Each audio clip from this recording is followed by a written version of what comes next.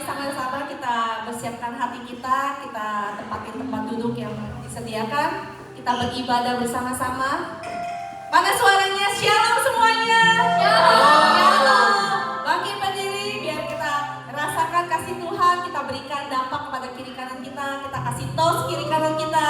Katakan, God is good. Tuhan Yesus baik.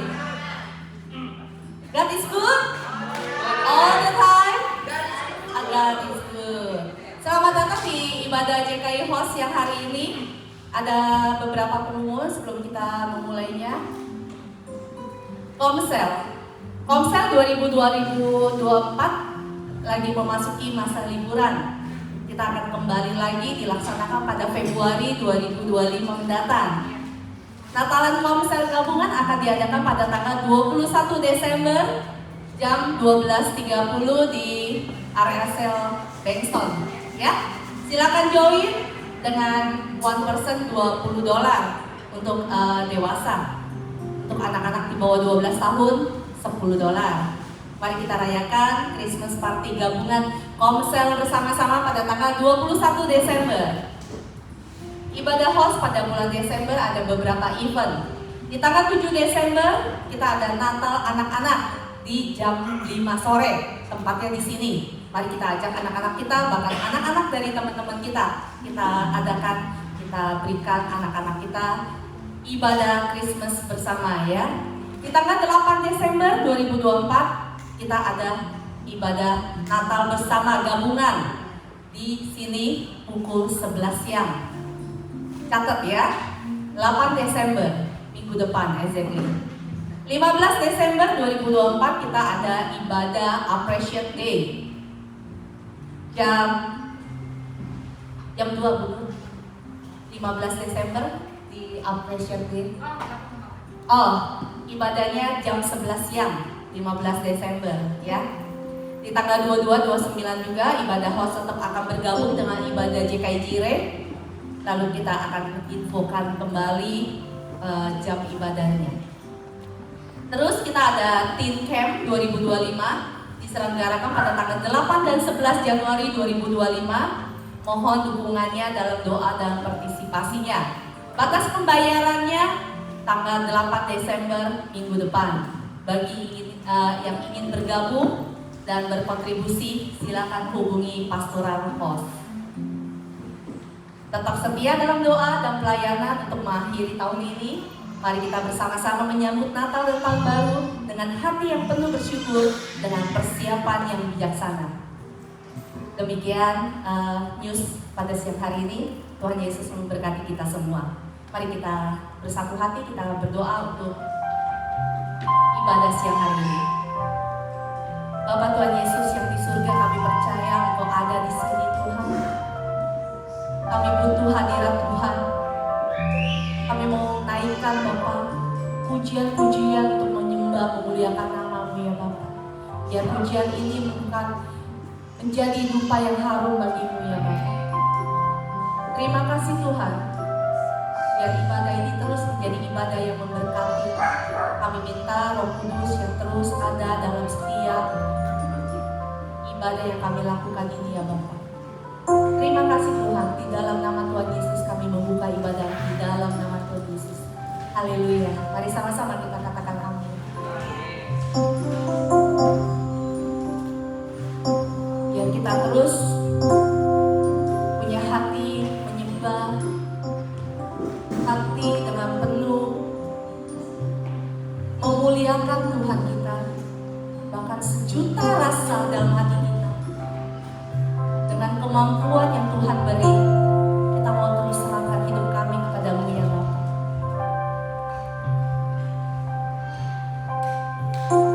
Mari sama-sama kita nyanyikan.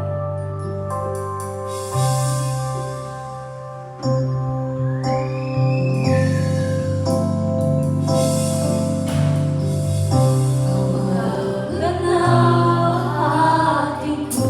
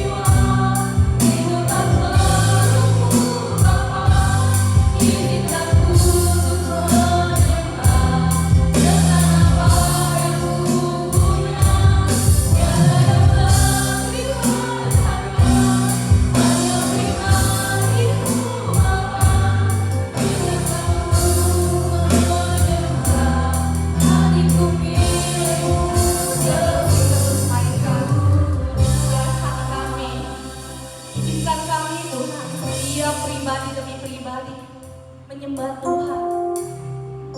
Terima kasih Tuhan. Kami sekarang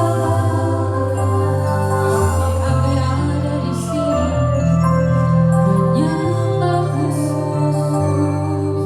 Ini hati Tuhan, ini hati kami. Biar setiap bibir padamu, setiap bibir kami menyembah, ucapan syukur menaikkan pada Tuhan.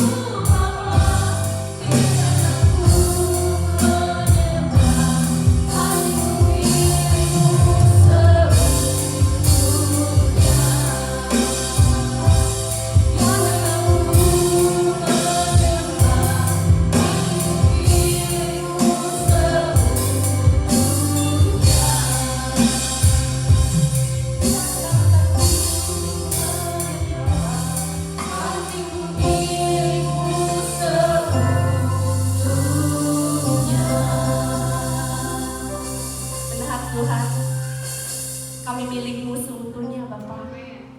Kami bersyukur Bapa, Engkau Bapa, kami panggil Engkau Bapa. Kami bersyukur Bapa. Terima kasih Tuhan, biar Engkau yang terus pakai hidup kami, biar Engkau yang terus ada di depan kami. Terima kasih. Di dalam nama Tuhan Yesus, kami mau terus menyembah-Mu. Haleluya, amin. Amin. Salam semuanya. Mari beri kemuliaan bagi Tuhan kita, Juru Selamat kita yang hidup. Mari kita memuji lebih bersemangat lagi. Kita mau mengajak melakukan lebih dalam karena Tuhan mau mengajak kita. Ajar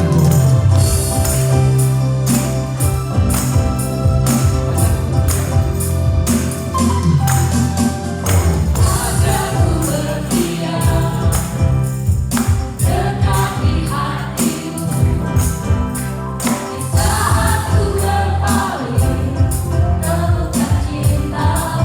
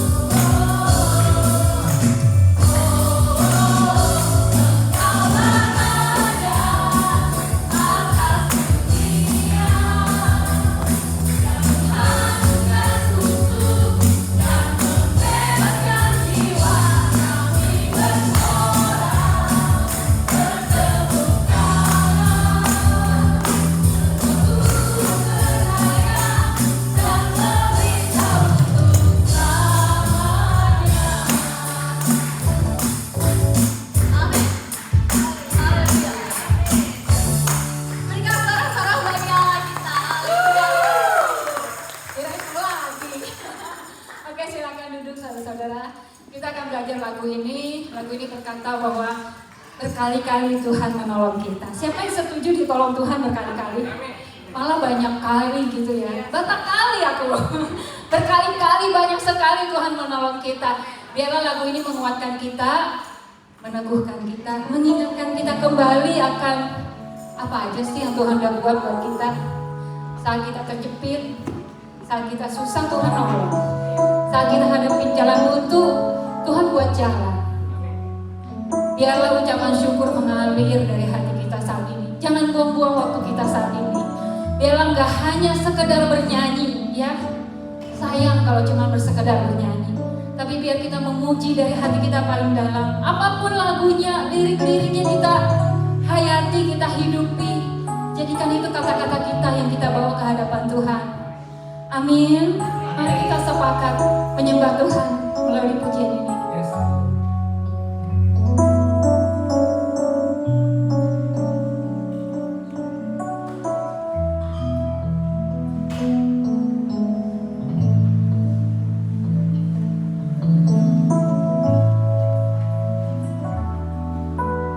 Meskipun Tuhan tak menolongku, meskipun duri dalam dahiku, ku tetap memilih untuk percaya dan mengucap syukur.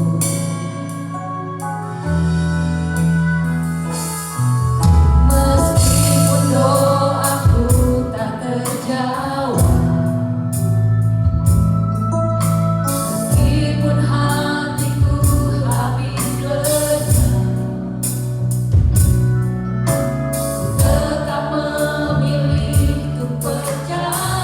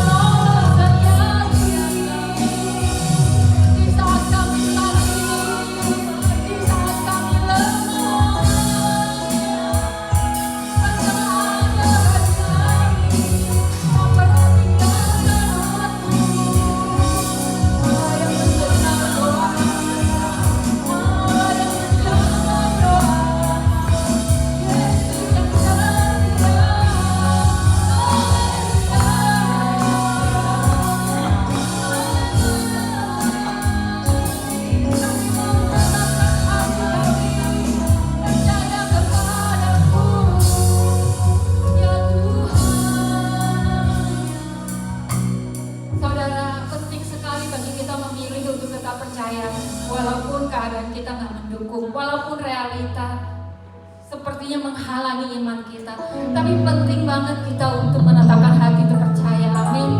Bahkan di dalam pelayanan kita perlu percaya bahwa Tuhan memakai kita untuk jadi berkat bagi orang lain. Sekecil apapun atau sebesar apapun, Tuhan memakai kita untuk menjadi berkat bagi sesama kita.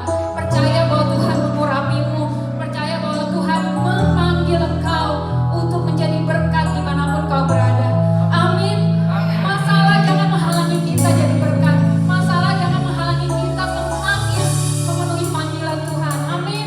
Mari kita teguhkan hati kita di hadapan Tuhan. Kita nyatakan, Tuhan, aku mau percaya. Aku mau memilih percaya, Tuhan. Apapun boleh terjadi, tapi aku tetap percaya dengan Engkau. Haleluya.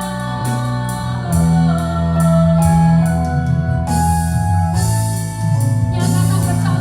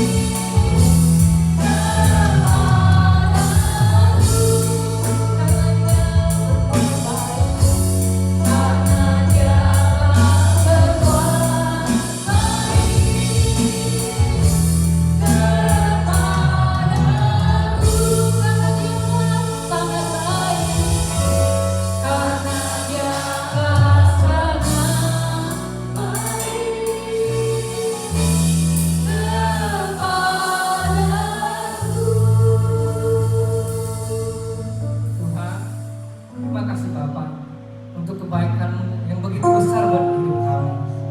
Engkau sertai hidup kami dalam berbagai hal. Engkau rencanakan hidup kami dengan rancangan yang penuh dengan harapan. Rancangan yang indah yang Engkau siapkan buat hidup kami. Kami percaya Bapa, kami melangkah bersama dengan Engkau hari demi hari untuk boleh mengenal Engkau Bapa, mengenal pribadi-Mu. Dari setiap kami memiliki pengalaman hidup kami masing-masing. Kami percaya Engkau membentuk kami Tuhan. Di sini Engkau ajari kami, di sini Engkau membentuk kami. Biarlah Tuhan terus tetap Roh Kudus mampukan untuk hidup kami Bapa, memuliakan Engkau. Kami boleh berkenan di hadapan-Mu, kami boleh sempurna Bapa.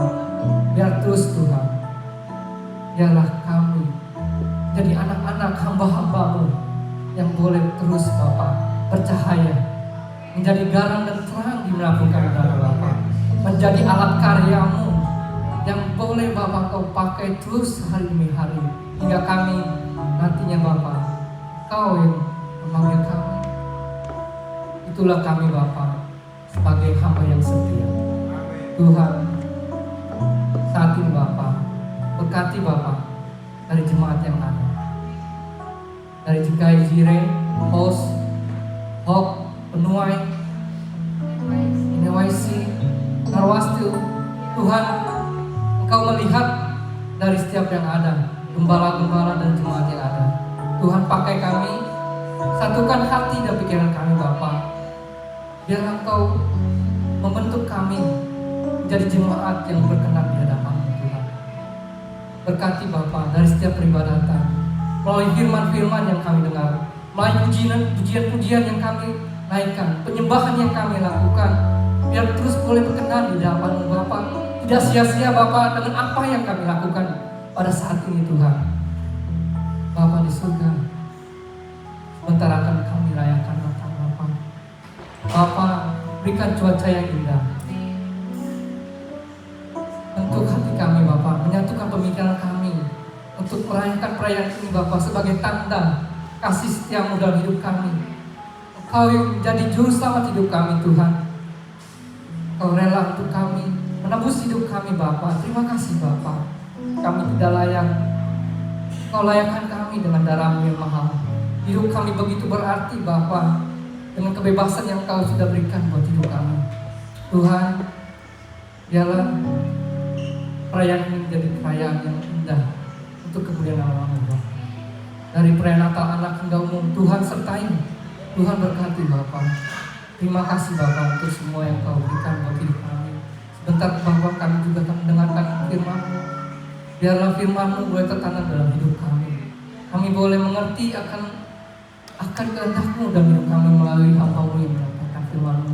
Biar Tuhan berkati mulut hamba-Mu, pastor-Mu yang akan menyampaikan isi hati-Mu Tuhan. Terima kasih Bapak untuk kesempatan yang Kau berikan. Kesempatan minggu ini kami boleh datang, kami boleh menyembah, muji dan mendengarkan firman-Mu.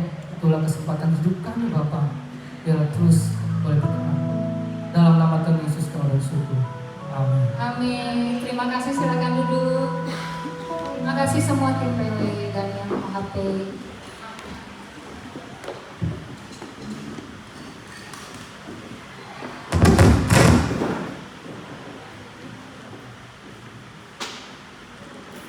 Apa kabar saudara-saudara? Kayaknya jam segini bukan jam ngantuk loh hari ini. Jam sibuk. Semua orang dari sini terlihat sibuk banget. Sibuk diskusi, sibuk apa segala macam, pemikirannya kayaknya kemana-mana gitu. Tapi nggak apa-apa kalau selama sibuk untuk pelayanan nggak apa-apa ya. Cuman biar kita belajar tenang dulu saat ini untuk dengarkan firman Tuhan. Biar kita bisa menangkap apa yang Tuhan mau sampaikan kepada kita. Itu pintu nggak usah ditutup ya Om. Satu. Serasnya suaranya.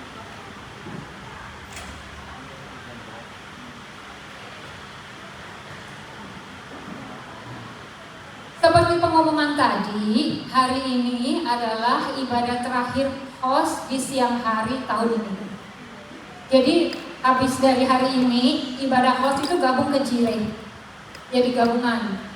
Jadi ibadah siang, mungkin hari ini yang terakhir, kecuali Jire bilang, oh, kita ibadahnya gantian aja siang gitu. Ya, nanti akan diumumin lagi setiap minggunya. Jadi karena ini ibadah siang terakhir host, yang single, yang mandiri, boleh dong agak panjang dikit, boleh nggak? Siapin mata ya. Yang mau bikin kopi boleh lah, bikin kopi dulu. Nggak apa-apa ibadah terakhir. Bikin kopi dulu, makan kopi kok, ambil air, oke? Karena gini, bahan yang saya dapat ini melebar, baru saya nanti kerucutin, kebalik. Biasanya orang biar main aman, dia sempit, fokus aja gitu. Tapi yang kali ini lebar, karena mau mengingatkan kembali visi tahun ini. Visi tahun ini apa, saudara-saudara? Apa bukan? Bijaksana ya. Standi apa Standi? Of wisdom, dia punya kalimat sendiri. Dia of being wiser. Lihat boleh lah 100 juga itu Standi. Karena tetangga saya berani. Oke, tahun ini Tuhan mau kita upgrade kebijaksanaan kita, amin. Katakan upgrade kebijaksanaan. Iya, kita mau upgrade kebijaksanaan kita. Tentunya yang bisa bikin kita bijaksana cuma Tuhan dan firman-Nya, ya kan? Jadi hari ini kita belajar tentang teguran dan pujian Yesus. Apa sih selama pelayanan Yesus di dunia itu, apa sih yang dia tegur? Apa sih yang dia puji? Yang berhubungan dengan kebijaksanaan dan kebodohan.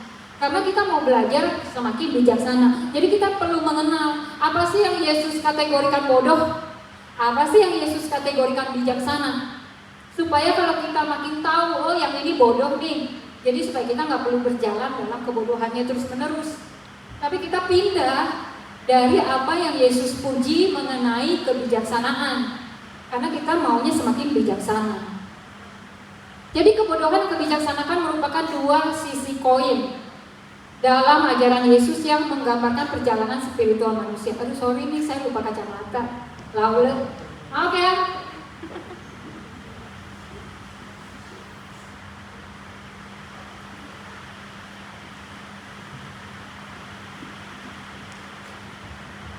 Maaf, mata silinder. Ya, memahami keduanya membawa kita pada transformasi spiritual, membantu kita mengenal perilaku bodoh dan mengikuti kebijaksanaan yang dituntun oleh ajaran Yesus. Dalam siang hari ini kita akan belajar 4 bagian, yaitu pendahuluan tentang kebijaksanaan dan kebodohan, kemudian apa sih yang teguran Yesus, apa sih pujian Yesus, dan apa langkah transformasi buat kita. Oke, yang pertama kehidupan ini itu perjalanan panjang yang punya banyak pilihan. Amin. Antara kebodohan sama kebijaksanaan. Kebodohan itu artinya penolakan terhadap hikmat Allah. Jadi hidupnya berjalan tidak seturut hikmat Allah. Tapi kebijaksanaan adalah penerapan pengetahuan atau hikmat demi hidup yang lebih baik. Tentunya seturut firman Tuhan. Jadi kehidupan seringkali diibaratkan sebagai perjalanan yang penuh liku. Nggak lurus aja, hidup kita tuh nggak lurus aja. Ada tantangan, ada masalah, ada tikungan gitu. Tapi setiap keputusan yang kita ambil mencerminkan kebijaksanaan atau kebodohan yang dapat mempengaruhi arah hidup kita. Mau dibawa belok kemana aja, tapi arahnya sampai tuh ke tujuan Tuhan. Amin. Terserah deh musuh mau menghalangi kita seperti apa, selama kita berjalan dalam Tuhan dan firman-Nya, pada ujung-ujungnya sampai tujuan Tuhan. Amin. Jadi kalau yang punya masalah saat ini, yang bahkan sakit, yang bahkan lagi letih lesu atau capek secara rohani, secara mental, jiwa, jangan menyerah. Karena Tuhan ada bersama kita, menuntut kita sampai ke destiny. Oke, tapi kita perlu belajar untuk keluar dari kebodohan, masuk ke kebijaksanaan. Kebijaksanaan bukan soal gelar atau kepintaran, melainkan kemampuan memilih jalan yang benar di tengah kompleksnya kehidupan. Nah, dalam situasi sulit, kebijaksanaan itu adalah arah atau kompas yang mempermudah kita dalam mengambil keputusan. Kebodohan dan kebijaksanaan adalah tema kunci dalam ajaran Yesus yang mengajarkan pentingnya cara hidup yang benar. Oke, selanjutnya kita masuk ke bagian teguran Yesus. Setiap kali Tuhan menegur, setiap kali Tuhan datang menghakimi, itu bukan untuk membuat kita jatuh, menolak kita, bukan. Tapi itu membuka mata kita untuk melihat prioritas sejati yang perlu kita pilih dalam hidup. Setiap teguran adalah undangan menuju transformasi. Mari kita katakan dengan ngantuk, transformasi. 1, 2, 3. Iya, lagi. 1, 2, 3. Nah, jadi saya nggak khotbah sendiri gitu ya. Teguran Yesus ini berisi tentang prioritas palsu dan kebodohan rohani. Ada empat yang saya bagiin di sini. Kebodohan dalam 1, mengutamakan yang salah atau prioritas yang salah. Ini sebenarnya rangkuman dari khotbah-khotbah sepanjang tahun ini. Jadi ini bukan khotbah pertama, ini sudah dikhotbahkan berulang-ulang kepada kita. Diingatkan kembali doang. Jadi prioritas yang salah. Matius 23:17, mari kita baca sama-sama, silakan. 1, 2, 3. Hai kamu,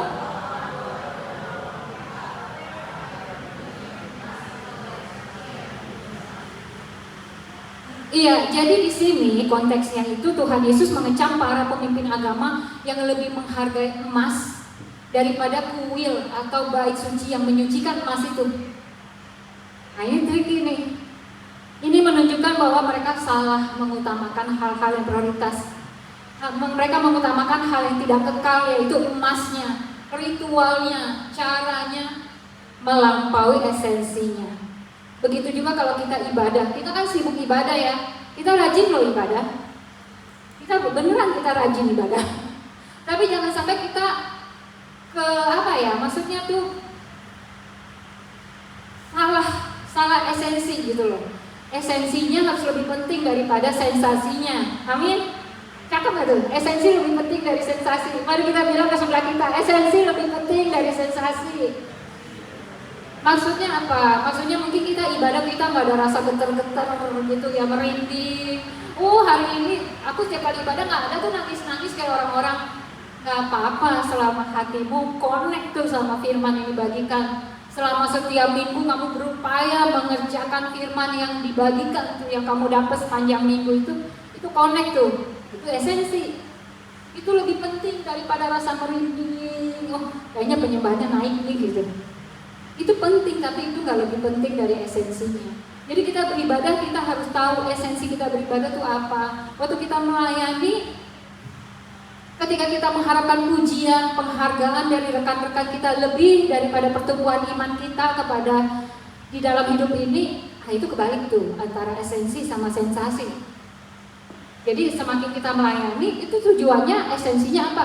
Tujuannya supaya kita semakin mengenal Tuhan, semakin mengalami kasih Kristus, semakin bertumbuh dewasa dalam mengasihi sesama kita. Seberapa banyak kita melayani dilupakan jasanya, nggak dibilang terima kasih. Itu mah biasa, benar ya? Saya suka ada jemaat di sini, nggak usah diterima kasihin, nggak ada yang ngambek. Hebat loh kalian, nggak apa-apa nggak diterima kasihin. Tapi Tuhan itu tidak pernah luput melihat kita, amin. Nah itu kan artinya kita memegang esensinya lebih daripada sensasi. Jadi contoh sehari-hari, bayangkan seorang menghabiskan seluruh waktunya untuk bekerja demi mendapatkan uang, tapi dia mengabaikan hubungan keluarga, hubungan dengan Tuhan, sehingga ketika dia akhirnya dapatkan kekayaan, dia merasa kosong karena dia nggak memiliki hubungan yang berarti di rumahnya, di keluarganya, bersama dengan Tuhan juga. Jadi itu kebalik antara sensasi sama esensi. Kita bekerja emang perlu duit, tapi kalau cuma duit yang jadi prioritas kita, bisa jadi kita membuang hubungan dengan keluarga, dengan Tuhan. Alasannya apa? Capek. Kita kerja capek loh di sini, bener ya? Ini bahu sampai sakit-sakit 3 minggu. Dan bukan saya aja, teman-teman juga gitu. Bahu, makanya kalau di gereja tuh ada sesi pijit pemijit tuh enaknya minta ampun loh. Makasih Koryandi. Koryandi itu yang dicari loh tangannya tiap minggu. Iya, kita ini capek. Jadi kalau kadang-kadang kita pulang udah nggak mau lah melayani keluarga, udah capek. Akhirnya kadang-kadang butuh waktu sebentar kebablasan. Tapi itu akhirnya melupakan esensi. Nah biar sebelum orang lain tegur kita, sebelum pasangan tegur kita, yuk kita belajar tegur diri kita sendiri. Udah kali istirahatnya gitu, udah kali mintanya gitu, atau enggak diatur yang baik mintanya. Nah udah gitu, ada lagi contoh Alkitab mengenai mengutamakan yang salah, yaitu Ananias Safira. Ingat cerita itu, Ananias Safira yang menjual tanahnya dan mengaku kepada Rasul bahwa inilah hasil seluruh penjualannya untuk diberikan kepada umat. Ada yang ingat? Siapa yang ingat? Ananias Safira, siapa yang ingat? Kalau nggak ingat mesti diceritain ulang nih. Oh ingat ya? Ya ntar bacalah di rumah ya, soalnya banyak ya bahan. Oke, Ananias Safira itu lebih mengutamakan reputasi, supaya dia dipuji, supaya kelihatan generous banget nih orang. Penjualan hasil tanahnya semua diberikan kepada umat, kepada gereja sebagai persembahan kasih. Wow. Tapi kan ternyata nggak begitu yang benarnya. Ternyata cuma setengahnya dibawa. Gereja minta nggak semuanya? Rasul minta semuanya nggak? Enggak kan. Cuma dia mengaku itu semuanya. Dia nggak sedang membohongi manusia, tapi dia juga sedang membohongi Allah. Jadi Ananias Safira lebih mengutamakan reputasi nih, image-nya saya gitu. Dan kekayaan sehingga rela berbohong. Nah penampilan luar lebih penting daripada nilai kebenaran atau esensi dalam memberi. Jadi ingat, Apa yang Tuhan tegur sebagai kebodohan kalau kita menjalankan segala sesuatu tapi kita lupa esensinya. Kita nggak ngutamain esensinya.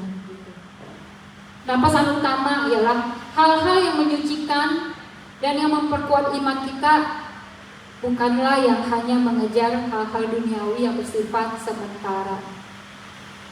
Prioritas yang bijaksana berarti kita tidak terjebak dalam mengejar hal-hal duniawi yang seringkali bersifat sementara, tapi kita mengingat hal-hal spiritual yang lebih berharga.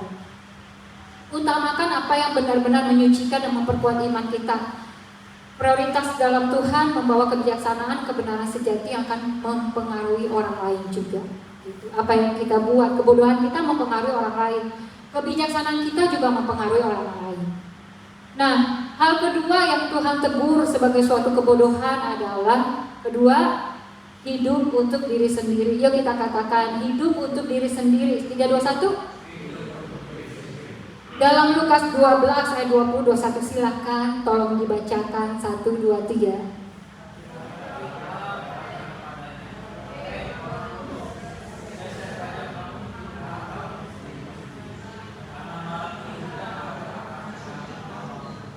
Iya, Yesus menceritakan perumpamaan tentang orang kaya yang mengumpulkan harta untuk dirinya sendiri tanpa mempertimbangkan atau memperhitungkan rencana Tuhan. Jadi yang dikejar tuh satu doang gitu. Dia lupa kalau ada panggilan ilahi, dia lupa kalau ada tugas ilahi gitu. Dan dia berakhir dengan kehilangan segalanya karena hidupnya yang egois, yang hanya memikirkan kepentingan dan kesenangan diri sendiri. Ini kebodohan. Ini kebodohan. Jadi tiap kali saya mau mikirkan kenyamanan diri saya sendiri, keinginan saya diri saya sendiri terus, saya ingat ini kebodohan. Jangan-jangan, maksudnya melampaui porsinya ya, yang melampaui esensinya tadi tuh. Jangan-jangan ini kebodohan. Saya hidup dalam kebodohan, jangan mau gitu. Jadi kita diajak untuk menyadari bahwa harta dan pencapaian nggak menjamin kebahagiaan sejati. Contoh Alkitab lain juga ada di dalam perumpamaan tentang orang Samaria yang baik hati. Nah, ingat nggak perumpamaan Samaria yang baik hati ya? Yesus menunjukkan bahwa orang yang melewati orang yang terluka tanpa membantu itu contoh hidup yang egois. Udah capek, udah kerja, pulang kerja, di jalan pulang lihat orang Samaria terluka, habis dirampok, babak belur, udah capek. Nanti Tuhan tolong yang kasih kiri yang lain deh, biar dia yang tolong. Udah capek banget gitu. Yang satu bilang sibuk, mesti masak Tuhan, mesti ngurusin anak gitu. Yang lain lagi nggak bisa, gua kalau ngurusin dia me time gua habis. Beneran me time gua habis, me time gua tuh cuma sedikit. Gitu. Seri Korea gua ketinggalan kan. Atau main game. Saya ngomong gini nggak ngomong kalian, saya ini masih nonton. Jadi kadang-kadang saya suka tegur diri saya. Korea mulu gitu, ya. Jadi belajarlah bijaksana karena orang-orang yang melewati orang Samaria ini memilih untuk tidak terlibat, nggak mau repot, nggak mau capek, karena kepentingan dia melampaui semua kepentingan yang lain. Nah, bijaksana adalah belajar menggunakan waktu, kekuatan, berkat yang ada untuk juga jadi berkat bagi orang lain. Ingat kita sering ngomong ya, uang kita terbatas, benar nggak? Waktu kita terbatas, benar nggak? Energi yang kita punya juga terbatas. Tapi kan firman Tuhan mengajarkan kita nggak boleh hidup buat diri sendiri. Jadi kita mesti belajar bagaimana mengatur semuanya itu supaya nggak cuma habis buat diri kita sendiri atau cuma keluarga gua doang gitu. Tapi bagaimana bisa dibagiin kepada orang lain, baik waktu ataupun uang ataupun perhatian, kasih dan yang lainnya. Itu perlu diatur, nggak bisa ngalir gitu aja. Tiba-tiba seminggu lewat kita nggak nolong siapa-siapa, kita nggak memperhatikan siapa-siapa, kita nggak nyalurin kasih ke siapa-siapa, seminggu lewat. Akhirnya terbiasa saudara-saudara, nggak nolong orang lain, nggak jadi berkat orang lain, biasa aja, jadinya nggak ada rasa. Tapi ketika kita membiasakan diri setiap minggu, siapa yang gue perhatiin ya minggu ini, siapa ya yang gue tolong yang minggu ini, siapa yang gue doakan dengan VIP ya minggu ini. Kalau seminggu lewat nggak ada hal-hal itu, kita bilang hidup gue nggak normal kemarin minggu. Seminggu hidup gue nggak normal, nggak ada gue jadi berkat bagi siapapun karena nggak terbiasa. Jadi jangan hidup buat diri kita sendiri. Contoh sehari-hari dalam pekerjaan, pokoknya kalau saya bekerja saya cuma fokus sama tugas saya. Karyawan lain kan punya tugasnya masing-masing, biarin aja. Yang penting gue hari ini masuk kerja, gue urusin kerjaan gue sampai beres, orang lain bodo amat. Nah itu sikap mementingkan diri sendiri. Tapi kan kita juga jadi pelayan Tuhan di dalam dunia kerja kan. Nggak usah melayani yang terlalu heboh. Waktu kita bekerja kita consider sama orang lain, sama kepentingan orang lain. Saya ini kerja di makanan. Apa yang saya kerjakan itu mempengaruhi pekerjaan orang lain. Apa yang saya kerjakan hari ini mempengaruhi orang lain yang bekerja besok. Karena selain saya memproduksi, saya juga preparation buat besok. Gampang saudara kalau mau kerja biasa aja, yang penting gue udah bikin. 10:30 beres, preparation. Potong aja terserah. Orang lain mau besok bikinnya kayak gimana terserah. Ukuran sayurnya saya mau bikin mau gede, kecil, pendek, panjang, bodo amat. Basah, kering, bodo amat. Yang penting saya habisin tugas saya hari ini cukup, dibayar, pulang. Tapi enggak, saya udah mau bekerja mau 2 tahun. Saya gak pernah sehari pun mau bekerja seperti itu. Saya mau kerjain yang sungguh-sungguh seperti itu Tuhan dan bukan manusia. Saya mau bekerja dengan gini, supaya orang lain nanti yang pas on nih kerjanya ke orang lain melanjutkannya tuh happy. Kenapa? Pas buka bagiannya, wow, setiap sayur sectionnya prepare dengan bagus. Capek nggak kerja gitu saudara? Capek karena ekstra mah. Padahal orang lain nggak nuntut. Tapi saya tahu bahwa preparation saya hari ini bagus atau jelek bisa jadi mempengaruhi hasil kerja orang lain besok bagus atau jelek. Kalau preparation sayur saya hari ini basah semua, mereka bikin tuh gagal besok. Karena yang saya bikin tuh rice paper, kulitnya tuh gampang sobek. Nah kalau kita udah terbiasa bekerja dengan sungguh-sungguh hati, satu hari kamu mau coba nih kerja buat diri sendiri aja lah, bodo amat, merem gitu, kamu nggak betah. Di sini ada orang-orang tertentu yang saya suka puji-puji, dia kalau kerja nggak bisa biasa-biasa, walaupun mau mepet waktunya tetap dia nggak bisa kerja biasa-biasa. Tahu nggak siapa? Hah? Masa nggak berasa sih? Mimi, bener itu dia sadar diri, bener dia sadar diri. Ada lagi, Cina, coba aja kerja sama dia, coba aja. Kalau kita nggak dicerewetin, kalau kita kerja salah-salah, bisa sama dia dicerewetin. Tapi apa? Karena dia ingin memberikan yang terbaik. Walaupun gitu, ketemu orang kayak gini ribet, saya tuh sering dibilang ribet. Ih ribet banget sih, iya ribet. Tapi dalam hati ini, ya gimana ya, saya mau bangun karakter bagus gitu. Saya mau terbiasa kerja bagus. Orang lain punya standarnya masing-masing. Gak apa-apa urusan dia sama Tuhan, saya juga gak mau judge. Karena yang benar tuh bukan cuma saya, cara kerja saya, bukan. Yang benar tuh bukan cuma cara kerja Mimi atau Natali, bukan. Setiap orang punya cara kerjanya. Tapi selama kita milih bekerja dengan sungguh hati seperti untuk Tuhan dan bukan untuk manusia, itu jamin, itu bijaksana. Amin. Karena orang cepat sama orang lambat itu punya ciri khas yang berbeda dan gak usah tukar posisi, gak usah. Udah masing-masing belajar bijaksana aja di kekuatannya, ya kan? Saya menemukan di dunia kerja itu terbagi 2, orang yang bekerja cepat, orang yang bekerja lambat. Dua-duanya tuh unggul, dua-duanya tuh punya kekuatan, gak perlu bersaing mana lebih bagus. Asal dua-duanya mengerti kekuatannya dan saling ngisi, wow. Di tempat kerja tuh enak banget deh, hasilnya juga bagus. Jadi mari kita buang kebodohan. Kalau sepanjang tahun ini cara bekerja kita gak berubah, jangan-jangan kita perlu cek tuh, kita bekerja dengan cara kebodohan atau kebijaksanaan, kita bekerja dengan maksimal atau enggak, kita bekerja sungguh-sungguh atau untuk diri sendiri.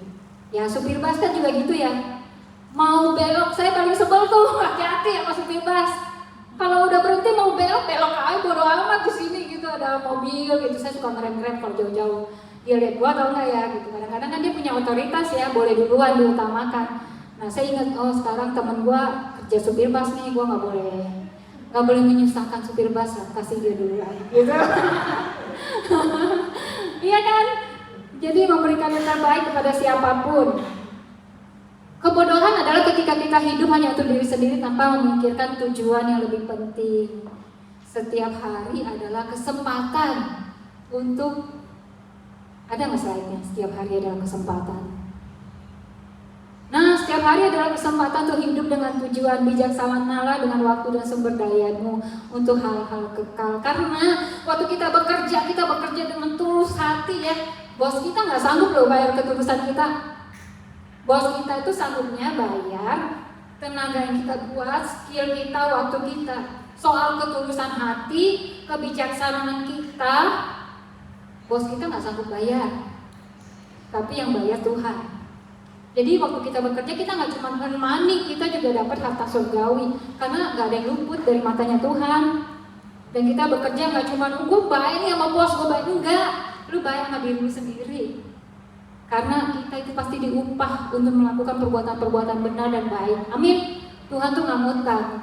Ketika kita melakukan extra mile dan tulus, sungguh-sungguh, mungkin yang extra itu bos kita nggak bisa bayar. Tapi Tuhan pasti bayar. Amin. Amin. Lalu ketiga, mendengar tanpa melakukan. Nah, ini saya nggak nuduh siapa-siapa, ini saya juga gitu. Seringkali kita dengerin firman banyak di gereja, di rumah, tapi kita lupa melakukannya. Karena kita terlalu konsen dan happy mendengarkannya, lupa mempraktekkannya gitu. Karena akhirnya banyak didengar lupa. Nah, kalau lupa kan apa yang mau dikerjain, orang lupa. Makanya kita harus latihan dari hal-hal kecil, kita belajar melakukan firman. Mari kita baca Matius 7 ayat 26-27, silakan. Tetapi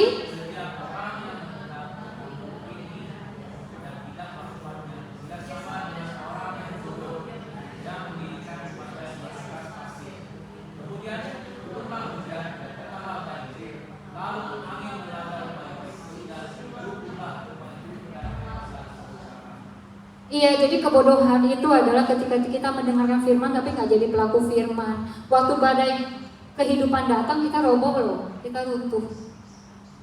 Padahal waktu badai datang, waktunya kita bersinar, waktunya kita teruji, waktunya kita jadi inspirasi bagi orang lain. Tapi pasti kita rubuh kalau ketika kita membiasakan diri tidak menjadi pelaku firman. Action talk louder than word, ya kan? Yuk kita ngomong lagi deh, soalnya kayak mulai ngantuk lagi. Action talk louder than word. 1, 2, 3. Iya, terima kasih saudara-saudara. Kebijaksanaan sejati terletak pada tindakan kita untuk melakukan firman. Mendengar tanpa bertindak hanya membawa kerugian. Contoh lain dalam Alkitab, Yakobus 1 ayat 22-25 dikatakan, saya nggak tulis ya. Di sini adalah bagi orang yang mendengarkan firman, dia seperti orang yang bercermin melihat mukanya, tapi habis itu dia pergi, dia lupa mukanya kayak apa. Dan maksudnya konteks ini adalah ketika orang mendengarkan firman, tapi dia nggak melakukannya, dia sedang menipu dirinya sendiri. Dan semakin kita sering melakukan menipu terhadap diri kita sendiri, kita jadi baal, kita jadi terbiasa. Diri kita aja kita tipu, apalagi orang lain. Gitu. Tapi kan kadang-kadang kita kalau nggak alert sama diri kita sendiri, ini lewat, kita nggak sadar. Jadi kebodohan adalah ketika orang lain kita mendengar firman tapi kita tidak berusaha untuk melakukannya. Jadi kebodohan itu gratis, tapi akibatnya sangat mahal. Bayar cicilannya malah lebih mahal daripada sekedar kita belajar. Kita pikir belajar itu capek, boring. Tapi enggak, sebenarnya bayar harga kebodohan itu jauh lebih capek, lebih mahal daripada ketika kita memilih untuk belajar. Saudara yang punya kesempatan belajar, ayo kita belajar. Yang udah sekolah, kita tetap sekolah. Amin yang sekolah. Ada yang begini. Yalah, kita sekolah lah. Oke, yang 4. Kebodohan dalam menolak kebenaran. Ini bisa berlaku bagi orang dunia tapi juga berlaku bagi anak-anak Tuhan. Yohanes 8 ayat 43 sekali lagi tolong dibacakan 1, 2, 3.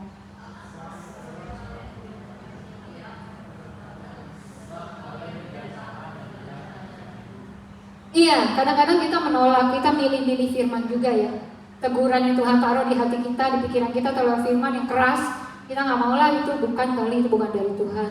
Kita mengerjain kita suka doang, milih-milih kebenaran itu juga termasuk menolak kebenaran.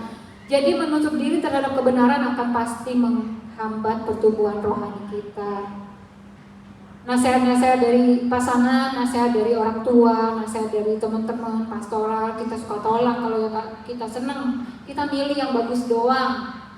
Nah itu jangan-jangan itu kita juga sedang menolak kebenaran. Contoh Alkitab lain soal ini adalah kisah Raja Saul di 1 Samuel 15, waktu Tuhan memerintahkan menghancurkan semua orang Amalek dan segala sesuatu yang mereka miliki, tapi Saul enggak taat sepenuhnya. Dia sisakan beberapa harta rampasan. Dia sisakan, makanya ketika itu Samuel menegur Saul dan Saul berusaha membenarkan dirinya. Dan itulah yang membuat dia menolak kebenaran. Karena dia itu cuma mau melakukan apa yang dia mau, yang setuju. Firman Tuhan tuh cuma setengah-setengah dikerjainnya. Dan ini dikatakan menolak kebenaran. Itulah suatu kebodohan. Tanpa menerima kebenaran kita tidak berkembang dalam pengetahuan dan kebijaksanaan. Kebodohan itu GPS yang selalu salah arah. Kita pikir kita benar, padahal kita tersesat. Oke, mari kita pindah ke pujian Yesus. Selama Yesus di bumi, apa sih yang dia puji? Ini juga ada 4 ya, 3 atau 4.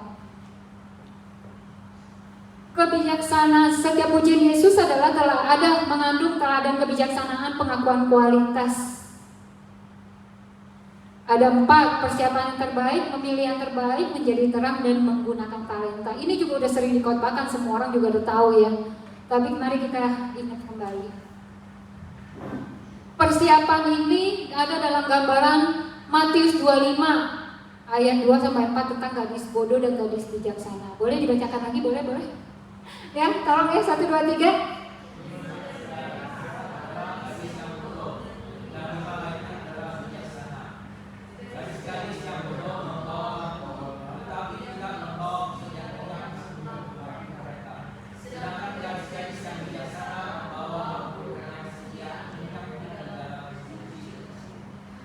Iya, jadi Tuhan Yesus memuji dalam perumpamaan ini. Tuhan Yesus memuji gadis-gadis yang bersiap-siap. Itu dikatakan bijaksana. Jadi berarti ini persiapan penting, persiapan hidup kita untuk menyambut kedatangan Tuhan, untuk melakukan tujuan ilahi. Itu persiapan kita penting dan gak bisa kita maksimal kalau kita gak mau belajar. Karena panggilan Tuhan seperti hamba Tuhan tadi pagi bilang buat kita besar, luar biasa. Tanpa persiapan susah, kemungkinannya tuh mustahil buat kita memenuhi tujuan ilahi karena besar buat kita. Malah waktu kita dengar bisa jadi kita berkecil hati, masa iya sih gua begini. Dan dikatakan juga tadi pagi apa? Biasanya panggilan Tuhan itu seolah-olah berlawanan dengan alaminya kita. Yang dia bilang dia punya karunia membangkitkan orang mati, tapi dia lihat mayatnya dia takut, bertolak belakang. Nah kalau kita nggak siap mempersiapkan diri kita, pertama apa? Belajar, tahu panggilan kita apa. Ketika kita minta Tuhan bukakan, Tuhan pasti bukain. Percaya nggak? Tuhan pasti bukain. Tuhan pasti bukain kepada kita panggilan kita. Maka kita harus cari tahu dan mempersiapkan yang sudah Tuhan tunjukkan kepada kita. Contohnya apa? Contohnya Nuh waktu disuruh bikin bahtera, kira-kira hujannya datangnya kapan? Berapa? 100? Iya lama kan ya. Coba bikin kapal 100 tahun. Anggaplah umur kita 80. Ya bikin kapal 30 tahun aja lah.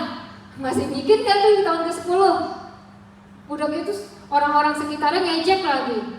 Itu mama nggak benar, orang hujan datang-datang, orang kita udah 80 tahun di sini nggak ada tuh banjir. Tapi Nuh imannya nggak gugur. Dia menyelesaikan kapal itu walaupun butuh waktu yang panjang. Nah Tuhan kalau kasih kita dalam hati belajar ini nak, latihan ini nak, sekarang kita mikir kan gak ada gunanya sekarang, tapi ke depan, karena Tuhan kita tuh Tuhan yang gak cuma sekarang, Tuhan yang udah lihat future-nya kita. Tuhan udah tahu nih ke depan kita akan ketemu apa, kita akan dipakai di situ. Makanya Tuhan persiapin kita sekarang suruh kita belajar hal tertentu, latihan di sana, memahirkan diri di sana supaya one day ke depan di situ bisa dipakai dengan maksimal. Jadi kalau kita sekarang suruh belajar hal yang ngapain ya gitu. Tapi kalau kita tahu itu disuruh Tuhan, kerjain aja. Anggap aja kita lagi melakukan seperti yang Nuh lakukan. Berfungsinya mungkin nanti puluhan tahun lagi ke depan, tapi kita tetap mempersiapkan diri. Pujian Yesus menunjukkan pentingnya persiapan dalam menghadapi segala situasi. Oke, mari kita yang kedua adalah menjadi terang. Menjadi terang dalam Lukas 10 ayat 42. Salah ya Ci ya? Menjadi terang 3 ya. Oke, yang kedua tadi Ci. Memilih yang terbaik yaitu Maria, Lukas 10 ayat 42. Mari silakan dibacakan, thank you. Padahal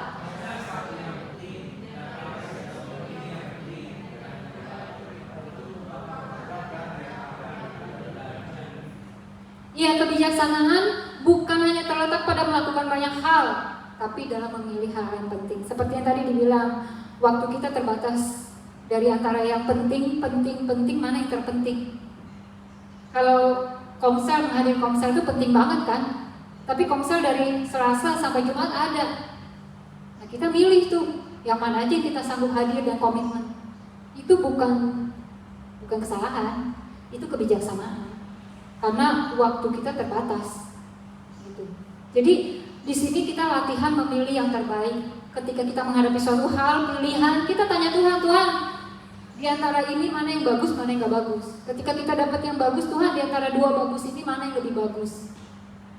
Ketika kita dapat pilihan yang nyaru, yang mirip-mirip, kita tanya Tuhan, mana Tuhan yang perlu saya prioritaskan di antara dua yang excellent ini. Yaitu belajar memilih yang terbaik. Ketiga, tetaplah menjadi terang. Karena menjadi terang ini adalah kebijaksanaan yang Tuhan puji. Mari Matius 5 ayat 14 sampai 16 silakan. Kamu adalah Iya sayang, semangat. 1, 2, 3. Kamu adalah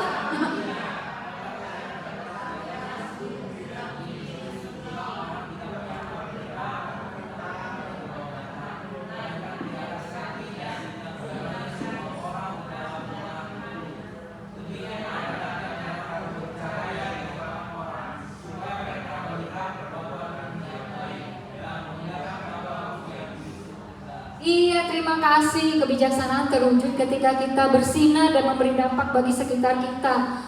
Misalnya dalam lingkungan sehari-hari ya, kita penuh tekanan kompetisi di dunia kerja apalagi ya.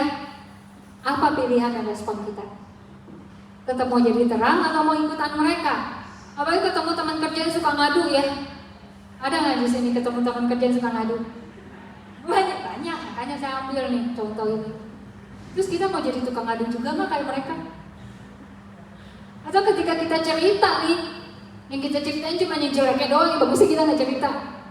Atau ketika teman rekan kerja kita cerita nih hal-hal yang sedih, yang membuat dia marah, kita bukannya ngeredain, kita kompor-komporin. Sering banget kan kita dengar orang lain cerita, yang satu nggak ngomporin, yang satu cerita, yang satu ngomporin, yang habis lah sudah itu. Pulang udah habis lah itu. Saya sering nyolek loh, jangan dikomporin. Saya sering nyolek loh. Gitu. Tapi kadang-kadang saya juga perlu dicolek. Nur, jangan komporin. Oh iya. Gitu. Jadi jadilah terang gitu dimanapun kita berada. Kelola perilaku kita, kelola perkataan kita. Karena orang lain tuh lihat terang dari apa yang kita ngomong, kita buat. Orang lain nggak bisa lihat terang dari hati. Orang lain lihat terang kita dari apa yang kita kerjakan, tindakan kita, perbuatan kita. Jadi berhati-hatilah. Berhati-hati. Pokoknya ingat Tuhan melihat, orang melihat. Bukan untuk reputasi, tapi untuk esensi. Amin. Bukan untuk, wah gue harus jadi orang yang kelihatan bagus. Enggak, karena gue ini orang yang emang udah Tuhan mau jadi bagus dan sedang jadi bagus. Dan yang keluar harus bagus gitu. Lalu terakhir menggunakan talenta. Iya, kekecilan nggak bacanya? Bisa nggak? Matius 25 ayat 14 sampai 16 silakan. Sebab hal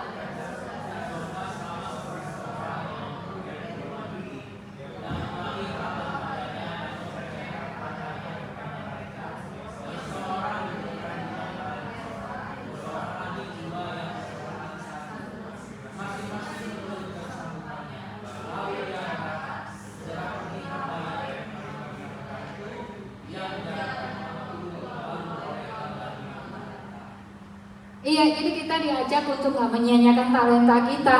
Talenta kita tuh mau dikasih 1 atau 2 atau 4 atau 5, itu semuanya perlu dikelola, dan Tuhan tuh selalu memberikan talenta beserta kemampuannya. Jadi Tuhan nggak curang sama kita. Kalau Tuhan kasih seseorang talenta 4 tapi cuma dikasih kemampuan 2, enggak. Tuhan tuh kasih kemampuan yang seimbang dengan talentanya. Cuman itu perlu kita gali, kita latihan, kita jadikan itu tuh bertumbuh gitu. Kenali talenta kita, kembangkan, gunakan, hasilkan yang baik dari semua talenta kita. Jadi kalau gereja nge-push kita untuk keluarin talenta kita, itu kesempatan. Kalau di rumah kita nih, pasangan kita nggak pintar dalam nyusun barang, kita yang pintar, yang kita pakai kesempatan itu terus latihan gitu. Tapi kan biasanya pasangan saling melengkapi ya. Saya mau saling melengkapi sama dia orang cepat, saya orang lambat tuh. Kadang-kadang sering banget ciong gitu, tahu ciong ya? Dulu mah gondok, dulu mah kesel. Tapi sekarang ya untung dia beda ya. Kalau enggak, wah ketika ketemu kelemahan yang saya nggak punya miliki, pasangan saya juga nggak miliki, ya kita nggak bisa hadepin. Tapi seringkali ketemu suatu tantangan, masalah, ketika pasangan saya nggak bisa ngadepin, saya bisa karena saya punya kekuatannya di sana. Ketika saya nggak bisa ngadepin, pasangan saya bisa karena dia punya kekuatannya di sana. Jadi sekarang kalau kita lihat talenta pasangan kita punya kepribadian, karakter, kekuatan yang berbeda, syukurin, puji Tuhan, gitu. Untung orang cepet, gitu. Karena kalau nggak ada dia, nggak beres kerjaan saya, gitu. Tapi kalau untuk hal yang detail, ada yang bersyukur, untung bini saya detail, gitu. Jadi saling melengkapi, terutama dalam editing video. Itu orang detail sama orang cepet itu penting banget itu. Dalam melengkapi, itu album rohani kalau saya ngerjain semua nggak kelar 1 tahun, beneran 1 tahun tuh nggak jadi album. Itu berkat kecepatan dia tuh bisa jadi. Tapi kalau mau lihat cakepnya editing ya ambil bagian ya saya di sana ya. Gitu, oke. Mari kita jangan sia-siakan talenta kita. Jadilah hamba yang setia, kembangkan dan gunakan talenta untuk Tuhan dan sesama. Oke, langkah terakhir adalah langkah transformasi. Di antara banyaknya contoh tadi, masa sih nggak ada 1 yang nyantol? Masa sih nggak ada teguran 1 yang kena? Atau masa kan nggak ada pujian yang kena? Pasti ada ya. Siapa yang dapat pujian? Dapat ya? Kita jangan rendah diri banget. Tuhan tuh muji loh. Tuhan tuh bukan orang tua yang selalu lihat kekurangannya terus. Kalau kita punya kecenderungan orang tua yang selalu fokus pada kekurangan, kita akan ikut. Kita ngelihat diri kita juga selalu kekurangannya yang kita lihat. Tapi kita harus belajar melihat apa yang Tuhan lihat, karena Tuhan tuh lebih fokus kepada kelebihan kita. Supaya apa? Supaya itu aja yang lebih diperluin waktu dan tenaga dan effort tuh dikembangkan. Nanti kalau dikembangkan kelebihan kita, kelemahan kita akan berkurang, menurun. Amin. Siapa yang dapat tegurannya 1 lah gitu, atau 2 gitu? Ada? Ya boleh. Oke, langkah transformasi. Setiap kita bisa berubah. Katakan kepada tetangga kita, saya bisa berubah. Yang yakin dong, saya bisa berubah. Katakan kepada tetangga, kamu pasti bisa berubah. Iya, kita semua bisa berubah karena kita punya Tuhan. Gak ada manusia yang terlalu keras yang gak bisa diubah Tuhan. Gak ada kecuali gak mau. Kita semua bisa berubah, kecuali kita gak mau. Karena keputusan terakhir ada di kita. Kita mau atau enggak. Tapi bisa gak bisa, depend on God. Pasti Tuhan bisain. Iya kan? Oke, langkahnya putuskan untuk buang kebodohan. Ternyata buang kebodohan itu perlu diputuskan. Saya ini kan pelupa ya. Kemana-mana pulang selalu ada yang ketinggalan. Apalagi dulu anak masih kecil. Cilu sih udah paling tahu lah. Nur, ada yang ketinggalan nggak? Misalnya kalau ke rumah Cina tadi, ada yang ketinggalan nggak? Tetap udah diomongin itu tetap ada yang ketinggalan. Bayangin deh, pokoknya parah banget. Tapi satu hari saya bilang, masa saya mau begini terus? Masa mau tinggalin barang terus mau kemanapun gitu? Satu hari saya mutusin, saya buang itu kebiasaan pelupa. Bener loh, mendingan jauh, belum sempurna tapi mendingan. Perubahan kecil perlu dihargai ya kan. Tapi benar, kebodohan itu perlu diputuskan untuk kita buang, kita tinggalin. Sejak itu saya memutuskan kemanapun saya pergi, saya akan begini dulu nih, lihat sekeliling, barang saya di mana aja. baru. Apalagi nomor satu yang paling saya praktekin adalah di bus. Di bus kalau udah bangun saya harus lihat dulu di kolong, di kursi. Itu langkah membuang kebodohan, langkah mengubah kebiasaan. Jadi putuskan buang kebodohan karena itu nggak akan keluar kalau nggak kita usir. Itu nggak akan hilang kalau kita nggak putusin untuk berubah. Semua kita bisa berubah, amin. Ya. Oke, kedua minta hikmat Tuhan. Kayak tadi khotbah tadi pagi, semakin kita kenal Tuhan, saudara, semakin kita berubah. Semakin kita kenal Tuhan, semakin kita kenal diri kita. Karena Tuhan tuh pasti ngasih tahu. Tuhan tuh gak usah ngasih tahu kelemahan kita. Tuhan ngasih tahu kebenarannya. Waktu kita lihat kebenarannya, kita yang sadar sendiri oleh Roh Kudus. Kayaknya gue nggak sama nih sama kebenarannya. Berarti ada yang salah. Nggak mungkin salahnya dari pihak Tuhan kan? Pasti yang salah dari pihak kita kan? Nah ketika kita begitu, kita belajar tuh. Oh kalau menurut Tuhan ini bagus. Kalau saya nggak memenuhi itu berarti kan nggak bagus. Ayo mari kita kenali Tuhan, kita belajar firman Tuhan. Ketika kita minta hikmat dari Tuhan, pasti Tuhan beri. Itu janji firman Tuhan. Lalu ketiga, jadilah pelaku firman. Boleh kita katakan untuk sebelah kita, jadilah pelaku firman. 1, 2, 3. Iya, amin. Ayo pemain musik, kita selesai. Buang kebodohan, maka kamu akan hidup. Ikuti jalan pengertian. Mari kita move on dari yang kemarin-kemarin, kita move on dari masa lalu kita, supaya kita bisa nyusun lagi yang baru. Masa lalu tuh gak usah dilupain, saudara gak usah berusaha setengah mati lupain masa lalu. Masa lalu tuh gak usah dilupain, ingat aja, tapi dipelajari. Kesalahan-kesalahan kita di masa lalu tuh kita pelajari, jadi kita tahu kalau kita mau berubah, yang mana yang perlu kita ubah. Amin. Mari kita berdoa sama Tuhan, minta Tuhan tolong aku ya Tuhan. Sebelum tahun 2024 ini berakhir, aku harus upgrade kebijaksanaanku, harus terupgrade. Mari WL, saudara-saudara, mari kita berdoa ya. Masing-masing kita berdoa sama Tuhan. Kelemahan kita di mana aja, kebodohan kita di mana aja. Minta Roh Kudus bukain, kemudian kita cari tahu firman ngajarin apa sih soal itu. Kalau saya orang yang gampang marah, saya harus belajar firman tentang amarah, supaya firman Tuhan menuntun saya untuk berubah ke arah yang benar. Amin. Mari saudara, kita berdoa masing-masing, kita bawa ke hadapan Tuhan supaya kita pulang, kita ingat firman-Nya. Kalau kita lupa firman-Nya, kita mau ngerjain apa? Jadi kita perlu ingat firman-Nya, supaya waktu kita ingat, kita bisa lakukan. Mari kita nyanyikan berkali-kali.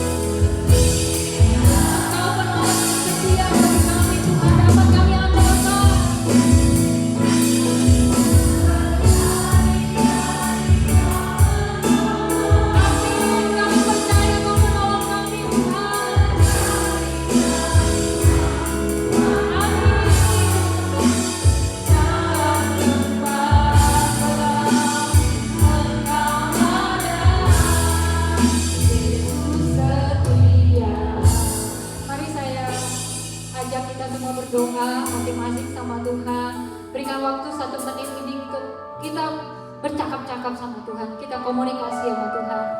Ayo saudara-saudara kita berdoa. Sementara WR saya minta lagu Aku Percaya. Aku mau percaya karena kasih setiamu. Saya minta Pak Yuki dan Om Yong untuk memimpin perjamuan kudus. Silakan maju ke depan.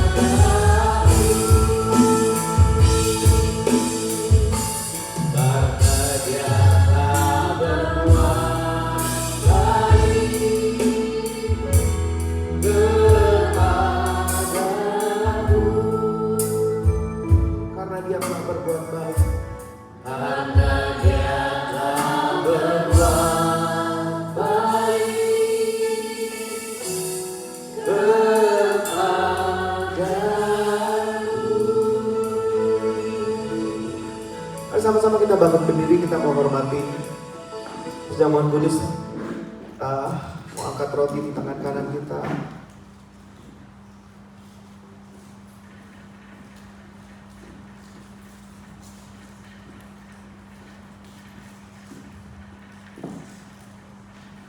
Kita berkata, sebab apa yang telah kuteruskan kepadamu telah aku terima dari Tuhan, yaitu bahwa Tuhan Yesus pada malam waktu ia diserahkan mengambil roti. Dan sesudah itu ia mengucap syukur atasnya.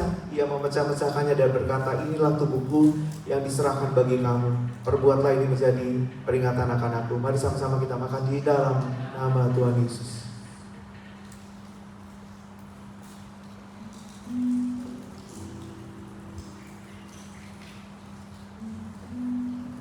Kita juga mau angkat anggur di tangan kanan kita. Demikian juga yang mengambil cawan sesudah makan lalu berkata, cawan ini adalah perjanjian baru yang dimeteraikan oleh darahku. Perbuatlah ini setiap kali kamu meminumnya, menjadi peringatan akan aku. Mari sama-sama kita minum di dalam nama Yesus.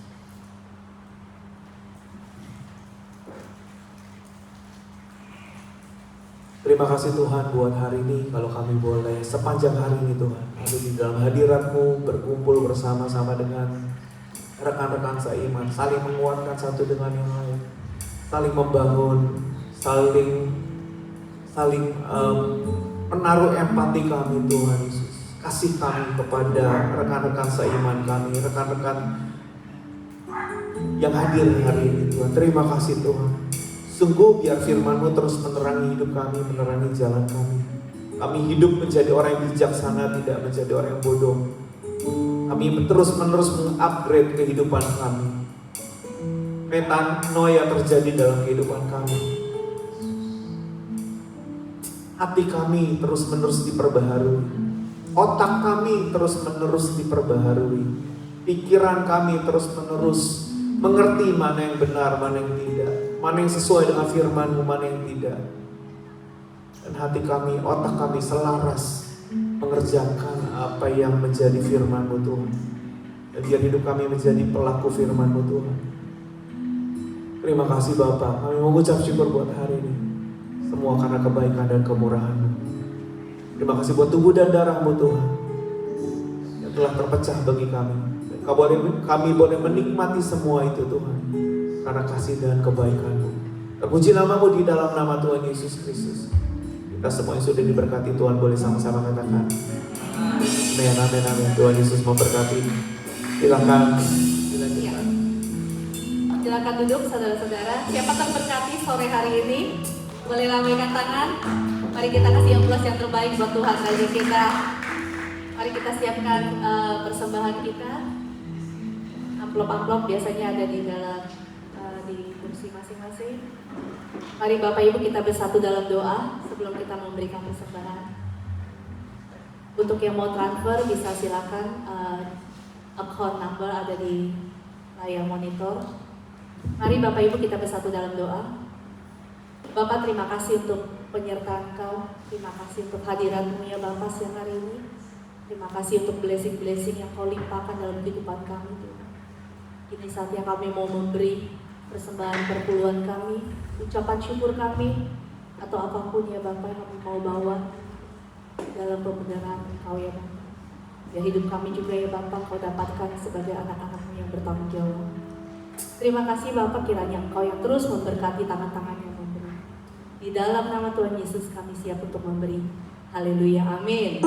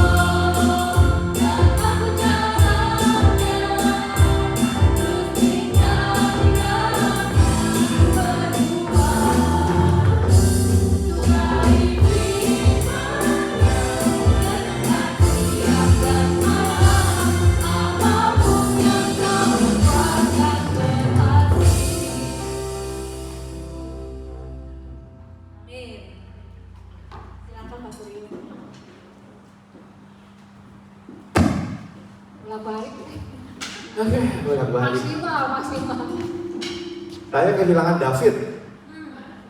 David pindah ke Wolonggong sebulan yang lalu. Wah, ada dia enak sebenarnya. Oke, yuk kita bangkit berdiri. Kita selesai dengan ibadah kita. Masih banyak sekali acara latihan demi latihan. Minggu depan kita Natalan. Jadi persiapan hati baik-baik, jaga kesehatan baik-baik. Ya, minggu depan kita akan lumayan capek ya, tapi biar kita tetap semangat, layani orang ya. Kalau ada tamu-tamu datang, please dilayani dengan baik supaya kasih Tuhan boleh tersampaikan dalam kehidupan mereka. Oke, yuk sama-sama kita arahkan hati kita kepada Tuhan. Bapa di surga, terima kasih Tuhan buat sepanjang hari ini, dari pagi sampai hari ini Tuhan Yesus. Dan kalau sebentar kami juga akan berlatih Tuhan untuk Natalan, gladi bersih dan latihan Tuhan untuk semuanya ini Tuhan Yesus. Untuk Natalan Tuhan kami berdoa biar kami diberikan kesehatan, kekuatan untuk mengerjakan ini semua, diberikan kesanggupan Tuhan untuk untuk melakukan ini dengan yang terbaik Tuhan Yesus. Kami mau melayani dengan terbaik, mengeluarkan semua talenta kami Tuhan, mengeluarkan semua apa yang kami bisa Tuhan untuk melayani Tuhan. Terpuji nama-Mu Tuhan. Kami juga percaya Tuhan Yesus, Engkau telah memberkati kami sepanjang tahun ini Tuhan, dan berkat yang luar biasa Tuhan, kesehatan, berkat dan apapun juga Tuhan Yesus yang Kau berikan dalam kehidupan kami sepanjang tahun ini Tuhan. Kami bersyukur Tuhan, kami bisa lewati tahun ini dengan baik, kami bisa bekerja, kami bisa bersekolah, kami bisa mengerjakan apapun yang kami kerjakan sepanjang tahun ini. Itu semua karena anugerah dan berkat yang datang daripada-Mu Tuhan. Mari sama-sama kita angkat tangan kita.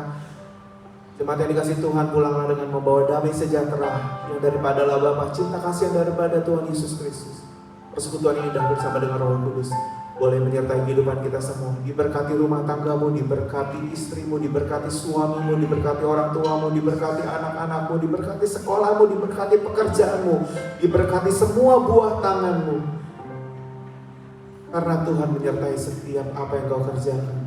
Di dalam nama Tuhan Yesus Kristus, kita semua boleh sama-sama katakan amin, amin, amin. Tuhan Yesus memberkati kita semua. Amin. Teman-teman yang latihan present worship boleh mempersiapkan diri.